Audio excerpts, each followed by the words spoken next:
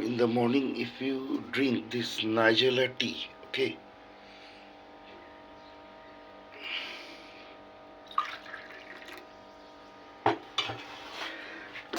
شكرا الحمد لله رب العالمين.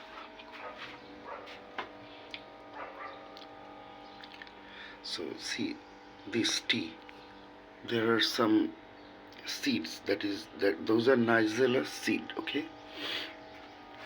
So this is the pot where I have boiled.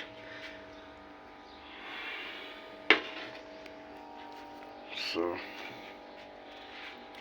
if you drink it, I don't know what will happen if you drink it regularly, but if you drink it, you'll have so many benefits. You can search on the internet, especially if you are lacking confidence, you will be confident, okay? So এটা হচ্ছে কালিজিরার পানি, গরম পানি কালিজিরা সহ সিদ্ধ করা হয়েছে। সো কালিজিরার চা বলতে পারেন, যে কোনো কিছু এরকম সিদ্ধ করে খেলে কাপ দিয়ে, সাধারণত আমরা চা বলে থাকি, যেরকম চা পাতি দিয়ে চা পাতি। তো আপনি যদি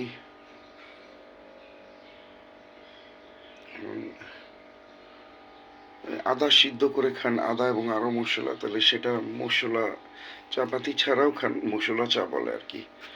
তো যাই হোক, মানে যে এই ড্রিঙ্কটা আপনি যদি খান, তাহলে কি আপনার ভিতরে যদি কনফিডেন্সের ল্যাক থাকে, তাহলে কনফিডেন্স হবে। যেমন ওই কুকুর কামড় দিলে বা বিড়াল কামড় দিলে একটা আতঙ্ক, জলাতঙ্ক রোগ বলে না, তো মানে ওইটা চলে যায় কিন্তু। হ্যাঁ, তো আপনারা ইন্টারনেটে এটা সার্চ করবেন, ইউটিউব, গুগল, এআই এর কাছে, যে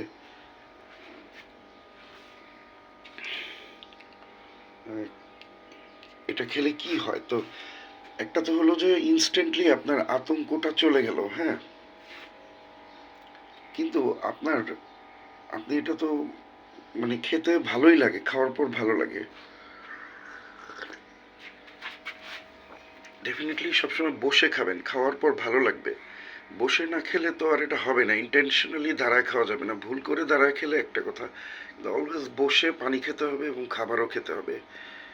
ইসলাম ধর্মে যেহেতু খাবার পানি বসে খেতে হবে, তাহলে খাবার তো অবশ্যই বসে খেতে হবে। হ্যাঁ, তো ইনস্ট্যান্টলি তো আপনার মনের ভিতর একটা ভয়, আতঙ্ক দূর হয়ে যাবে এটা খেলে। হ্যাঁ, আর হচ্ছে যে অলওয়েজ অথবা মাঝে মাঝে খেলে যেটা হবে যে আপনার ভিতরের আরো যত রোগ আছে সেই সব কিছু চিরতরে চলে যাবে, সেটা যে কোনো রোগই হোক। কারণ আপনার ওই সব রোগ আতঙ্ক থেকে হয়। মানে আপনি ধরেন একটা পাপ করলেন, ওটা থেকে আপনার ভিতরে একটা ভয় আসে, ওই ভয় থেকে আপনার একটা রোগের সৃষ্টি হয়। অথবা নিষিদ্ধ কাজ করলেন, সেখান থেকে যে কোনো একটা রোগ হলো। তো আপনি যদি রেগুলার কালিজিরা সেবন করেন, সেটা এভাবে গরম পানি করে অথবা এম শুধু শুধু খেলে আর কি, যেটা সবচেয়ে ভালো হয় আর কি, আর গরম পানি দিয়ে খেলে সেটাও খুবই ভালো। তো কোরআন শরীফে লেখা আছে যে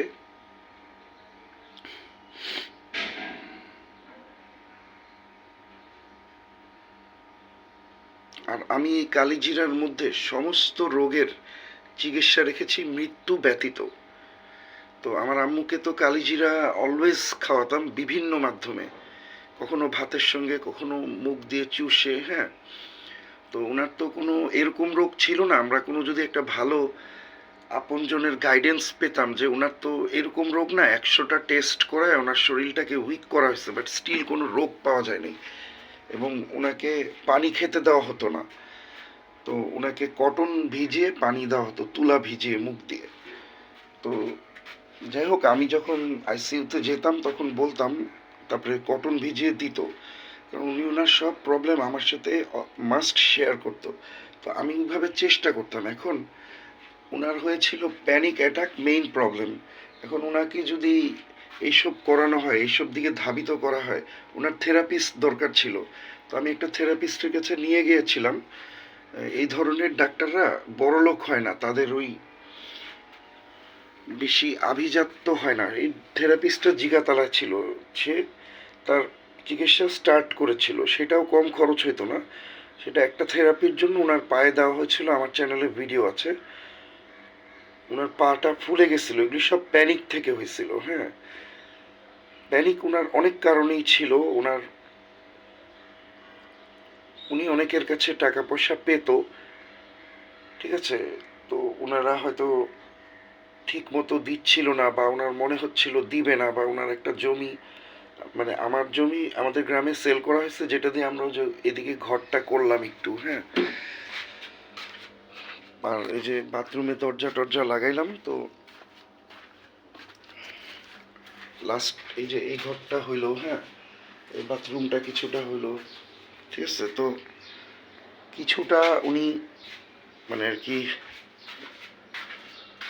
চিন্তিত ছিল, কারণ কনস্ট্রাকশনের টাকা অল্প করে দিত, সেটা কনস্ট্রাকশনের টাকা ফুরিয়ে আসছিল এবং ওর পরে ইমিডিয়েটলি আমার আম্মুর ভীষণ প্রবলেম হয়েছিল। তো আমি তো বুঝতে পারি, আমি কিছু টাকা রেখে দিছিলাম, সেটা হতে পারে 30,000-এর মতো। হুম, এবং যখন ওনার অসুখ হয়েছে, ওই যে ডাক্তারের কাছে যাচ্ছিলাম, ওখানে তো ডেইলি এক ডাক্তার তো আর এত নেয় নাই, উনি ওনার শুধু থেরাপির কস্ট 2,000, সঙ্গে গেছি রিক্সা ভাড়া, রাস্তায় বসে আমরা একটু নাস্তা করছি, চা কফি খাইছি। তারপর ওই ডাক্তার আবার অন্য ডাক্তারের কাছে পাঠাইছে স্পেশালিস্ট, কারণ আমাদের যে মেইন ডাক্তার আমার খালাতো ভাই, ওনাকে পাওয়া যাচ্ছিল না, অথবা ওনাকে আমরা মিস করেছি সরকারি ইস্যুতে যাওয়ার জন্য। হুম, আম্মা যখন তখন নিচে নামতে পারতো না, তো আম্মার আরো প্যানিক ছিল, সিঁড়ি উঠা লাগবে, নামা লাগবে। আর ওনার ভাই বোন মারা গেছে, আত্মীয় স্বজন অনেক মারা গেছে। ওনাকে আমি বলছি যে ফোকাস করেন যারা জীবিত আছে সেই দিকে, যারা মারা গেছে সেটা তো না, আমার দিকে ফোকাস করেন, আমি তো আপনার জন্য আছি অলওয়েজ। আমি তো কোনো কাজ কিছু করি নাই, তো আমাকেও আবার অনেকে বকাবকি করতো, সেটাতেও ওনার খুব আতঙ্ক লাগতো। হ্যাঁ, স্বাভাবিক, যে কোনো একটা নর্মাল মায়ের সামনে তার বাচ্চাকে যদি আপনি বকেন, প্রেশার করেন বোকার মতো না জেনে, আমি জানি আপনার ইন্টেনশন ভালো, কিন্তু আহ, মানে আপনার ভিতরেও হয়তো কোনো প্রবলেম আছে। সেটার জন্যই তো আমি চাই যে সবাই বুঝুক, কারণ একজনকে বোকার মতো মেরে ফেলা হয়েছে, আমি এটাই মনে করতেছি। হ্যাঁ, কারণ আমি হসপিটালের দোষ পারতপক্ষে দিব না, কারণ তাদের তো কাজই এরকম। হ্যাঁ, এই হসপিটালগুলোতে যে আমাদের গলির মোড়ে প্রায় লাশ খালি যায়, লাশের গাড়ির লাইন এখানে। তো ইবনে সিনা তো ভালো হসপিটাল, এখন একটা হসপিটালে ঢুকানো, এই যে আমরা যে বিল দিতে পারিনি, আমি যদি বিলটা দিতে পারতাম, যখন 3 লাখ হয়ে গেছিল, হ্যাঁ 2 লাখ হয়েছিল, কেউ যদি এসে হেল্প করতো, বা আমার জমির টাকাটা যদি আমি পাইতাম, তো আমি অন্য বাইরের ডাক্তারের সাথে কথা বলছি, তারা তো এরকম ডাইরেক্ট এসে বলতে পারবে না হসপিটালের নামে। হ্যাঁ, ডাক্তাররা চলেই হসপিটালের মাধ্যমে। তো যাই হোক, অনেক কিছুই আছে, সবাই জানে। হ্যাঁ, ধর্মের কল বাতাসেই নড়বে। তারপরে সবার উপরে হচ্ছে যে ভাগ্য। ভাগ্য তো অবশ্যই আল্লাহর লোহে মাহফুজে লেখা ছিল, অমুক দিন একজন মারা যাবে। তো আল্লাহর লোহে মাহফুজে লেখা থাকে কে কখন মারা যাবে, জন্ম হবে অথবা বিয়ে হবে। আর আল্লাহ এর ভিতরে আমাদেরকে অপশন দেয়, বিয়েটা কিভাবে হবে। আমি মানে যেরকম আল্লাহ 2টা পথ ক্লিয়ার রেখে দিচ্ছে, খারাপ ভালো। এখন আপনি কি ভালো পথে যাবেন না খারাপ পথে, এইটা হলো আপনার কাছে, ওইটা আল্লাহ চয়েস দিয়ে দিছে। ওই চয়েসের জন্য আল্লাহ কোরআন শরীফ এবং হাদিস গাইডেন্স দিয়ে দিছে। আপনার ব্যাপার কোনটা আপনি চয়েস করবেন। কিন্তু আপনি যদি এখন রংটা চয়েস করেন, তো উনি তো শিশুর মতো ছিল, ওনার জন্য তো চয়েসটা আমাদের করতে হবে। আমাদের ফ্যামিলিতে তো অনেক ডক্টর বা আছে। হ্যাঁ, তো এখন এটা কে কোন প্রতিশোধ নিচ্ছে তার সঙ্গে না এসে, সেটা আল্লাহই ভালো জানে। হ্যাঁ, উনিও জানে না, আমিও জানি না, ঠিক আছে। তো হয়তো উনি অনেকের সময় যেতে পারেনি, উনি তো অনেক দিন ধরে অসুস্থ, আমার এই চ্যানেলে প্রত্যেক দিন ওনার ব্যাপারে ভিডিও দেওয়া হতো। হ্যাঁ, আর যখন হসপিটালে ছিল আমি এরকমভাবে রিসার্চ করতে পারিনি, তবে আমি হালকা পাতলা করছি, সেটা সবার সাথে শেয়ার করছি উনি জীবিত থাকতে, যে ওনার এইটা প্রবলেম না, ওনার প্রবলেম ওইটা। কিন্তু লাস্টে হয়তো ইনটিউবিংয়ের সময় কোনো কারণে উনি মারা গেছে। ওই 1 ঘন্টা আমি হসপিটালে ছিলাম না। সেদিন ফ্রোজেন ফ্রেশ প্লাজমা নিয়ে আমি গেছিলাম, সেটা আনতে গেছিলাম ধানমন্ডি 15 নম্বরের প্যাথোলজিতে। বিকালের দিকে গেছি, দুপুরের পরপরই গেছি ওখানে, টাকা জমা দিচ্ছি 8,800 4 ব্যাগের জন্য। আমাকে মাগরিবের নামাজের পরে, আরও পরে ওইটা দিচ্ছে। এতক্ষণ বাইরে ওয়েট করতেছিলাম, কোথায় কখন খাইছি কোনো ঠিক নাই। হ্যাঁ, একটাই উদ্দেশ্য ছিল আমার আম্মা যেন কষ্ট না করে, মারা যেতে পারে কিন্তু কষ্ট যাতে না করে, ওনার কোনো কাজে যেন ডিলে না হয়, লেট না হয়। তো অনেকেই তো আসছে, স্পেশালি আমার ভাইয়ের বন্ধুরা, ওরা খুব করছে। আমার আম্মা খুব খুশি ছিল, এবং আমার আম্মার কিছু আত্মীয়, হ্যাঁ, যেমন পারভিন খালা, শেবি খালা, খুব ফোন করে করে খোঁজ নিচ্ছে। আবার কিছু আত্মীয় আছে আমার আম্মার, তারা একজন ধরেন সে টাকা নিয়ে খুব ওয়ারিড, হ্যাঁ, সে দিবে না, কিন্তু তার বাবার সময় দেওয়া হয়নি, এর জন্য সে এই কথাটা আমাকে ফোন করে করে পাওনাদারের মতো টাকা জোগাড় হচ্ছে, আগে বলে না আপনার মা কেমন আছে। আচ্ছা, তো কিছু আত্মীয় আছে তারা হালকা আসছে, আম্মা এক্সপেক্ট করছিল, কারণ তারা ঢাকায় ছিল, বেশি আসবে। কিছু আত্মীয় আছে শুধু ঈদের দিন আসছে, মার্শাল্লাহ। হ্যাঁ, সেদিন তো আবার উনি ঈদের দিন আবার চলে গেল। আর কিছু আত্মীয়কে এক্সপেক্ট করছিল তারা রেগুলার ভিডিও কল করবে, কারণ তাদেরকে দেখলেই, যেমন আমার আম্মার ভাই, তাকে দেখলেই সে আম্মা খুব খুশি হয়ে যেত। তো আর কিছু আত্মীয় ছিল খুবই সাপোর্ট দিছে, যেরকম আমার ছোট মামার ছেলে জায়ান, ও একদম অলওয়েজ আসছে, যখন তখন আসছে, এবং যখন প্রয়োজন হয়েছে আসছে। উনি আইসিইউতে থাকতে আসছে, সবাই তো আর দেখা করতে পারবে না। আর আইসিইউ থেকে বের হয়ে আমার ভাইরা আমার সাথে এমন বিহেভ করতো, আমার খুব কষ্ট লাগতো। সবার সাথে কথা বলে না, এই বুলবুল আন্টি উনি গেলেও কথা বলতো না, ভাবি গেলেও না, ভাই গেলেও না। এখন আমি গেলে আমি বিভিন্ন কৌশলে, আমি তো তার সেবা করছি, সেবার জন্য কি কি লাগবে এগুলো শিখতাম। তো আমি ওনার পায়ে সুরসুরি দিতাম, তারপরে উনি একটু বলতো এই না সুরসুরি দিস না, ওইটা ডক্টররা দেখতো, তারা হ্যাপি হতো। হ্যাঁ, আর তারপরে ঠিক আছে, বিড়াল এখানে ইঁদুর নিয়ে এই করছে। হ্যাঁ, তো এই জায়গাগুলিতে আমাদের কোরআন শরীফ এগুলো আছে, কিভাবে কি যত্ন করব। আমি তো আসলে একটা মানুষ ফিনান্সিয়ালি উইক হলে, যার অনেক আছে কিন্তু হাতে নাই, আর যার সাথে অনেকেই মিসবিহেভ করে, আর যে এত কষ্ট করে তার বাড়ি ঘর বানাইছে, নিজের বাড়ি বড় ছেলে নিয়ে গেছে দোতলা, আর আমরা তো বনানীতে ছিলাম, ঝর্ণা আন্টির বাসায় তো 2.5 বছর। হ্যাঁ, তার আগে আমার গ্রামে আমি ছিলাম প্রায় 2-3 মাস। বড় ভাইয়ের ওই যে অত্যাচারে বের হয়ে গেলাম। হ্যাঁ, বড় ভাই আমাকে কেস করলো, ঠিক আছে। তো এখন ওর সাথে তো আর আমরা জায়া মারামারি করিনি, ও আয়সা মারামারি করে। তো মানুষ আমাকে বলে যে ওর সাথে মিলামিশা থাকতে, ওর সাথে তো আমি কোনোদিন ঝগড়া করি না, ও আয়সা ঝগড়া করে। হসপিটালে অনেক ঝগড়া করছে, নার্সদেরকে এত সিভিয়ারলি বকাবকি করছে সিম্পল বিষয়গুলোর জন্য। তো আমার আম্মার তো পুরো হসপিটাল কাইপা গেছে, আমাদের ফ্যামিলির লোকরা, স্পেশালি আমার বড় মামা, ছোট মামা, আমার ভাই। হ্যাঁ, এরা যেভাবে মানে ঝগড়া গন্ডগোল করে বাবারে। হ্যাঁ, আমার বাবা করতো, তাই আমিও কম না, এই আর কি। হ্যাঁ, কেউ আমাকে কিছু করলে তখন আমিও দেখা যেত যে সেইভাবে রিপ্লাই দিতাম। হ্যাঁ, তো যাই হোক, আমার আম্মুর যা হয়েছে, এখন এরকম যেন কারো না হয়, এর জন্য আমি রিসার্চ করতেছি এবং নতুন নতুন ভিডিও দিচ্ছি। তো মূল উদ্দেশ্য ছিল যে এটা খাওয়া, প্লাস আরও কত ল্যাকিংস ছিল সেগুলি কিভাবে দেখব। এক এক দিন এক একটা, আম্মা আবার উষ্টা খেয়ে পড়ে যেত, আম্মার আরও রোগ ছিল, এই আম্মার ডাক্তার যে মেইন, আমার খালাতো ভাই সে তো সবই তাকে রিপোর্ট দেওয়া হতো। এই যে যেমন আমার এই খাটটা, হ্যাঁ,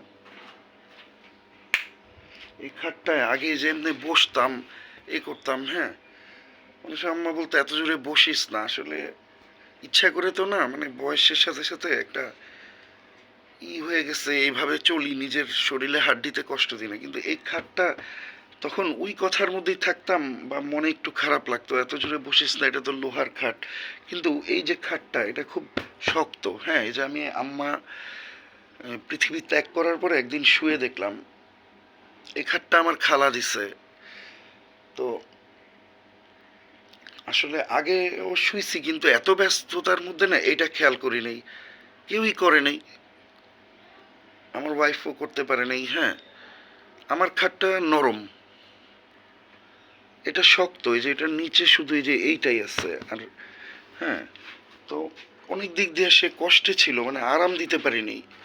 চাইছিলাম এই যে এই পাশের ফ্ল্যাটটা বিক্রি করে আমার মাকে অনেক রকম কমফোর্ট দিতে অনেক চেষ্টা করছি, সবাই জানে এগুলোই করতাম, ফ্ল্যাট বিক্রির চেষ্টা, মায়ের সেবা, আর একটু একটু গুড়া সাবানের বিজনেস করছিলাম, ওটা তো প্রায় 1-1.5 বছর ধরে পারতেছি না, মানে এরকম ব্যস্ততা। তো আম্মুকে দেখতো যে কাজের লোক, যেন সে বেশি বেশি আম্মুকে দেখতে পারে, আমি তার কিছু কাজ করে দিতাম, ময়লা ফালানো, টয়লেট ক্লিন, হ্যাঁ, কাজের লোক থাকলে আবার এগুলি লাগে, তাকে পেমেন্টও করতাম আমরা 9,000, হ্যাঁ, কারণ সে, এটা অনেক টাফ জব আমার আম্মুকে দেখা বা করা, মানুষ মনে করে যে আসলে এটা এত ইজি না, মানে এটা খুব সেন্সিটিভ, এবং তারা ছোটবেলা থেকে আমাদের বাসায় ছিল, তারা এটা কখনো কোনো কাজের মধ্যে কমতি রাখে নাই।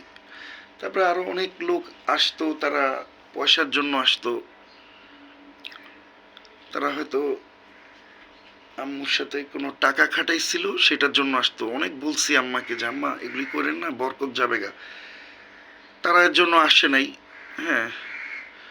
যেমন অনেকে আসতো, ওরা, আমরা ভাবতাম আম্মাকে একটু দেখতে আসতো, সেবা করতে, আসলে কিছু একটা অন্য ফিনান্সিয়াল ব্যাপার ছিল, যেটা তারা হয়তো এখন একটু একটু বলবে, কিন্তু আগে বলে নাই, হ্যাঁ।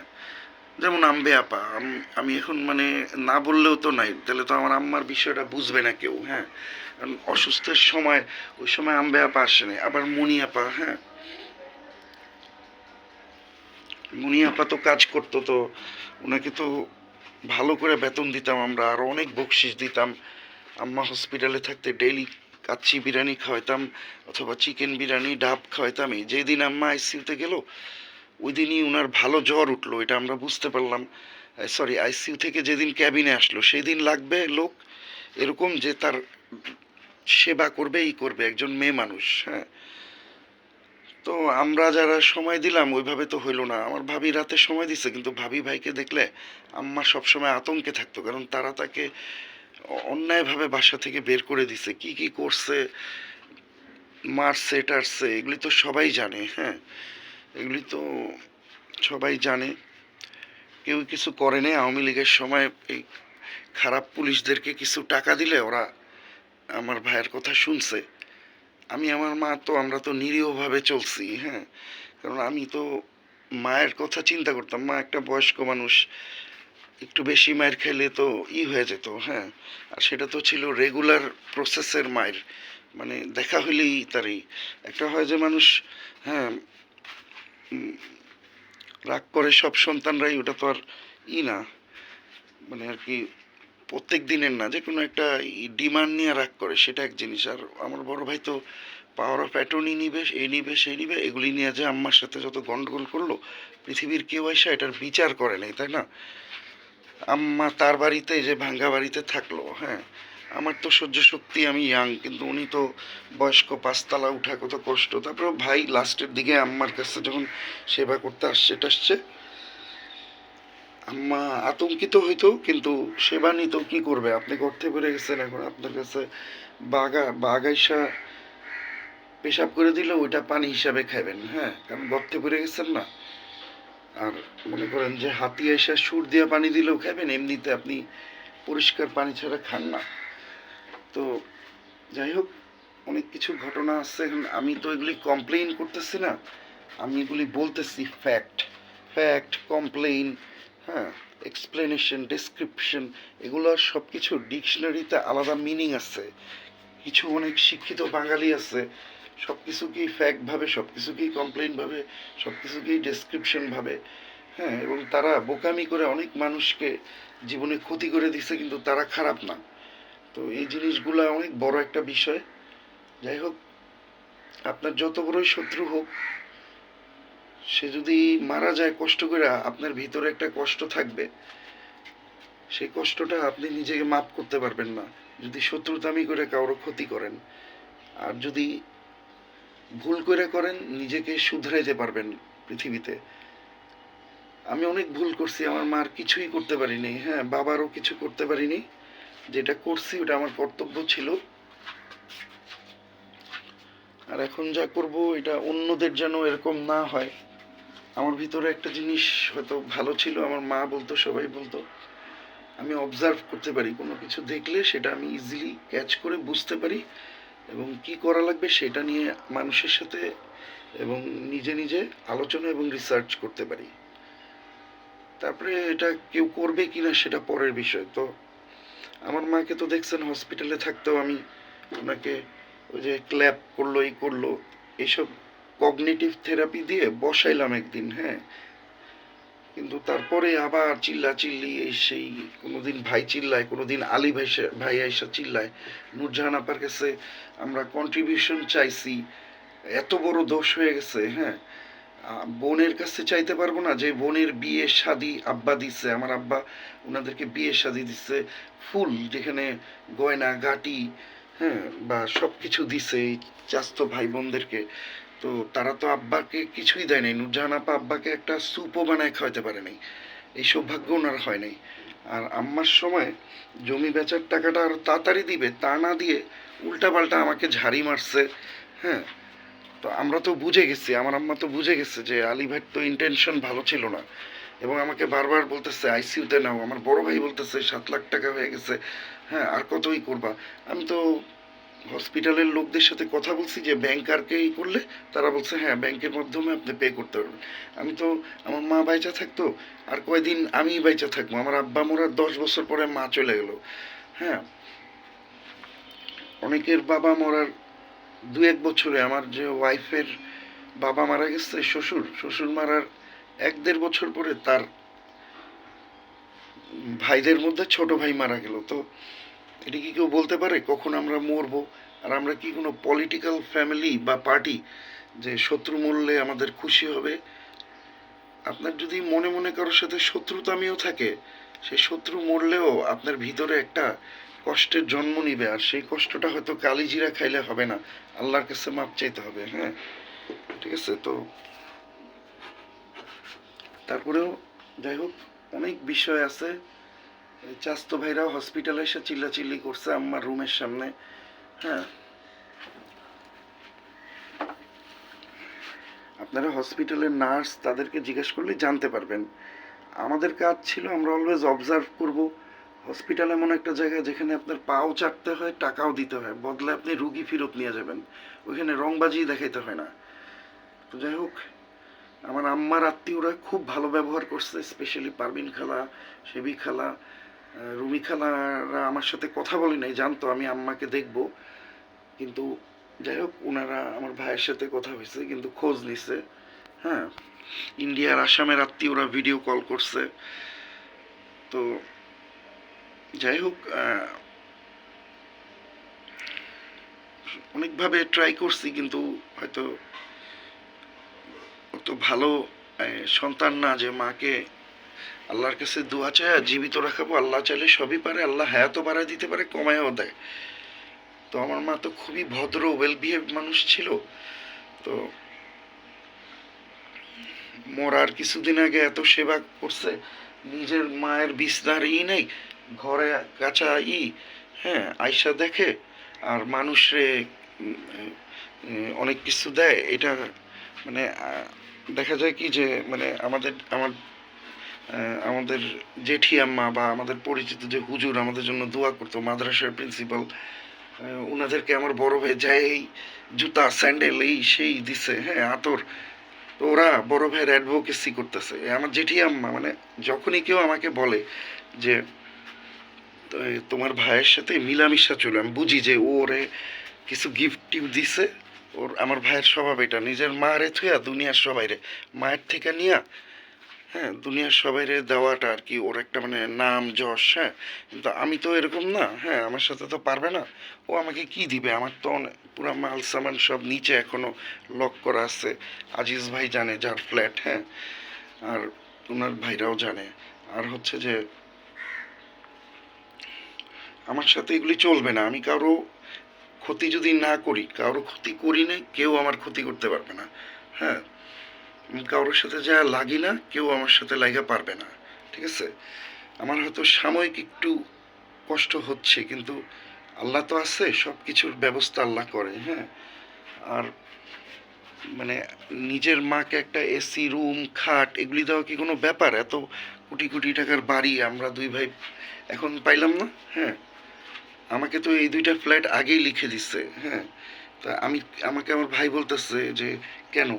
তা আমি বললাম যে তুমি তো আমারটা নিয়ে নিচ্ছ, দোতলায় ছিলাম না, মাল সামান নিয়ে নিচ্ছ। এখন মনে করো যে যদি আবার না নাও, এর জন্য লেখা দিস। আর তোমারটা তো আমি নিবো না। হ্যাঁ, তো এর জন্য তোমাকে লেখা দেয়নি, তুমি তো যা অটোমেটিক পাইলাই, আলহামদুলিল্লাহ পাইছো না?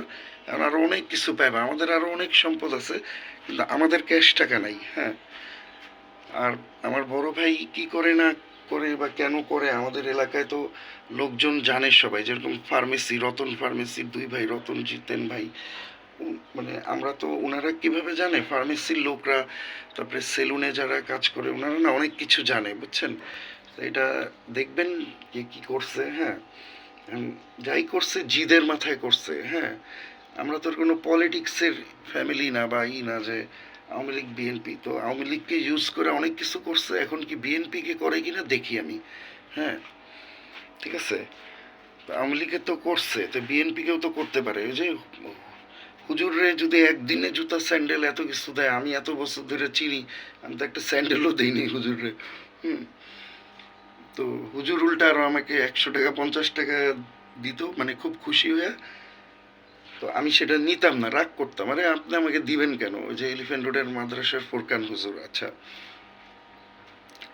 মায়ের প্রতি সবারই কমপ্লেন থাকে, আমার মা ফেরেস্তা ছিল না, কিন্তু উনি খুব ভালো মানুষ ছিল। এর থেকে ভালো মানুষ কম্পারেটিভলি দেখিনি। হ্যাঁ, সেটা দান করার ক্ষেত্রে হোক, বা উনি নিত অনেকের কাছ থেকে, কিন্তু অনেকেকেই দিয়ে দিত। দেখেন ওনার চরিত্র, বাতাস জানায় দিবে, ধর্মের কল বাতাসে নড়বে। ঠিক আছে?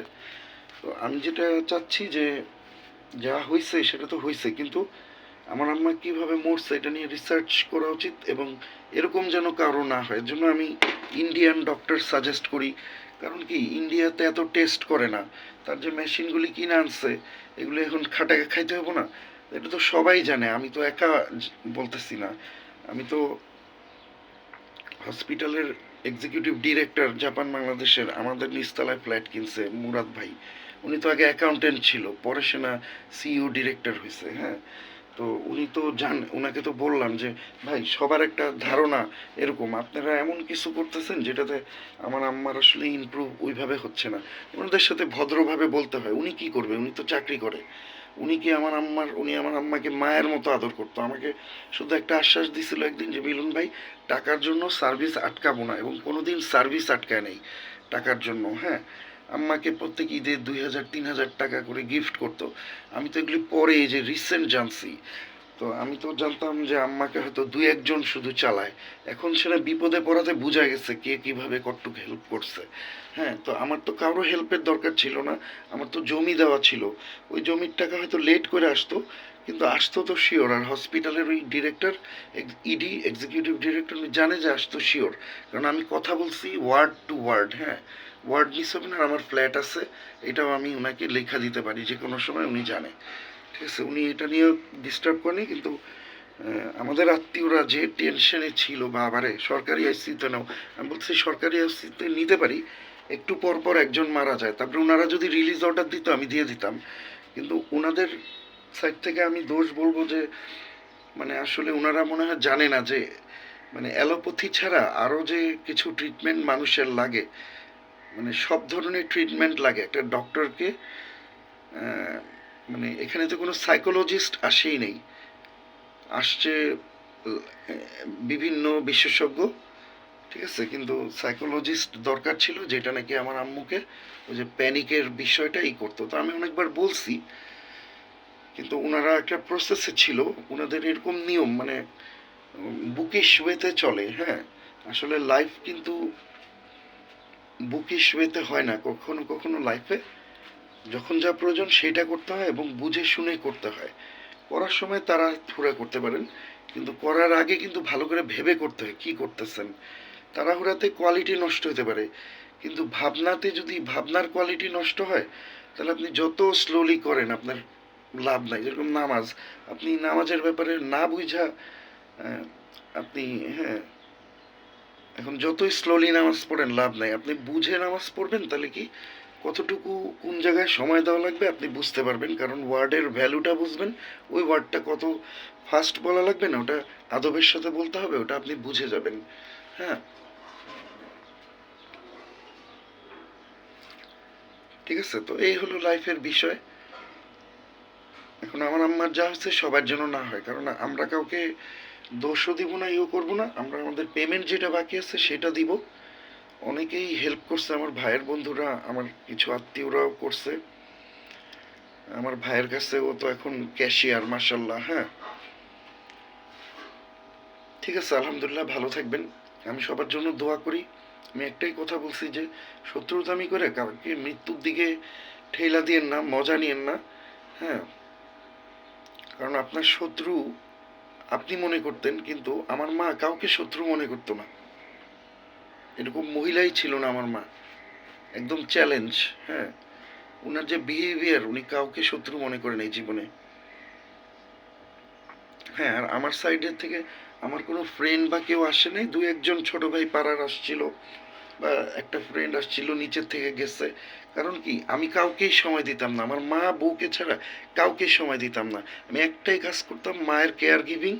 হ্যাঁ, আপনারা কতটুকু লেখাপড়া করছেন এটার উপরেই বোঝা যাচ্ছে, যে আপনারা যারা জানেন তো জানেন, আলহামদুলিল্লাহ, যারা জানেন না তাদেরকে বলতেছি। আপনি ওয়ার্ল্ডের যেই দেশেই থাকেন, আমি কি করতাম, আমি কিন্তু দেখা দেখা করতাম। হ্যাঁ, তো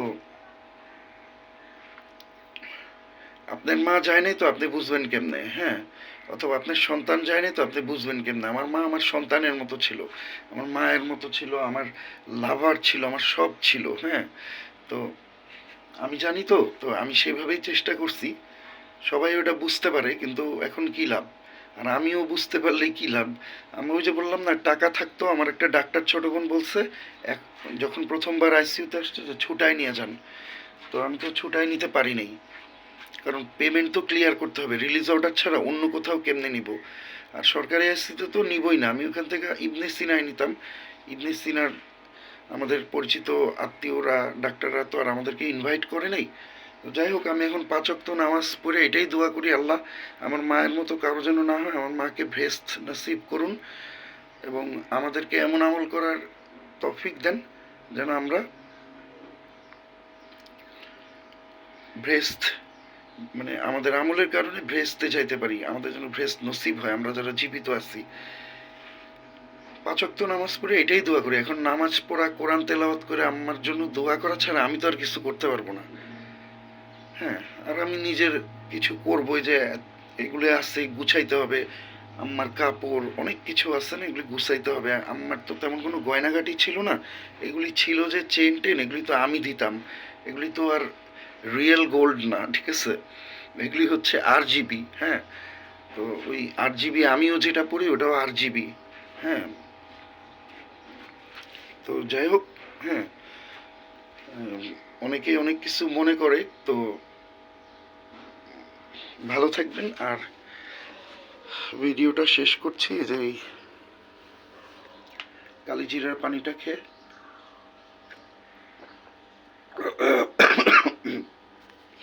ভালো ভালো খাবেন, এবং অবশ্যই নিজের মা বাবার জন্য প্রাণ দিয়ে সেবা করবেন। দেখবেন যে আল্লাহ আপনার প্রাণে এত শান্তি দিবে যে কল্পনা করতে পারবেন না।